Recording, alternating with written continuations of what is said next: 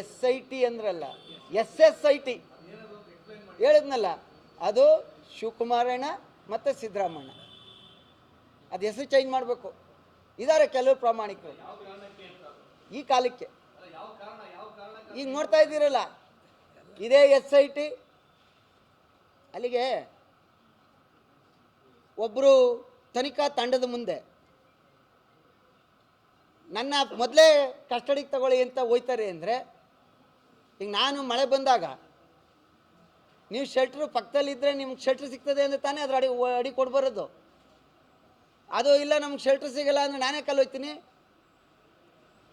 ಅಲ್ಲಿಗೆ ಇವ್ರು SSIT ನಮ್ಮ ಸಂಸ್ಥೆ ಅನ್ಕೊಬಿಟ್ಟವ್ರೆ, ಹೆಂಗೆ ಬೇಕಾದ್ರೆ ಬರ್ಸ್ಕೋಬೋದು ಅಂತ. ಈಗ ಆಯ್ತಾ ಇರೋದೇನು, ಇದು ಕರ್ನಾಟಕದ ರಾಜ್ಯದ ಜನ ದಡ್ರಲ್ಲ. ಇಲ್ಲಿ ನಡೀತಾ ಇರೋ ತನಿಖೆ ಯಾರು ಚಾರ್ಜ್ ಶೀಟ್ ಹಾಕಿರ್ತಾರೆ ಅವರು ಏನು ತಪ್ಪಿಸ್ಕೊಳ್ಳಲ್ಲ. ಡಾಕ್ಯುಮೆಂಟ್ ಇರ್ತದೆ, ಟ್ರಾನ್ಸ್ಫರ್ ಆಗಿರೋದು ಅಮೌಂಟು, ಫೋನ್ ಇರ್ತದೆ ಮಾತಾಡಿರೋದು, ಲೊಕೇಶನ್ ಇರ್ತದೆ, ಯಾರ್ಯಾರು ಎಲ್ಲೆಲ್ಲಿ ಭೇಟಿ ಮಾಡಿದ್ದೀವಿ ಅನ್ನೋದು. ಇವತ್ತು ತಂತ್ರಜ್ಞಾನ ಭಾರಿ ಮುಂದುವರೆದೈತೆ.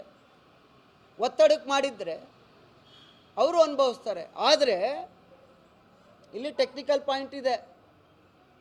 ಒಂದು ತನಿಖಾ ತಂಡದಲ್ಲಿ ಚಾರ್ಜ್ ಶೀಟಲ್ಲಿ ಇಲ್ಲ ಅಂತ ಕೊಟ್ಟರೆ, ಕ್ಲೀನ್ ಚಿಟ್ ಕೊಟ್ಟರೆ, ಇನ್ನೊಂದು ತನಿಖಾ ತಂಡ ಇದ್ದಾರೆ ಅಂತ ಕೊಟ್ಟರೆ, ಯಾರು ಆರೋಪಿಗಳಿದ್ದಾರೆ ಅವ್ರಿಗೆ ಸ್ವಲ್ಪ ಅನುಕೂಲ ಆಗುತ್ತೆ.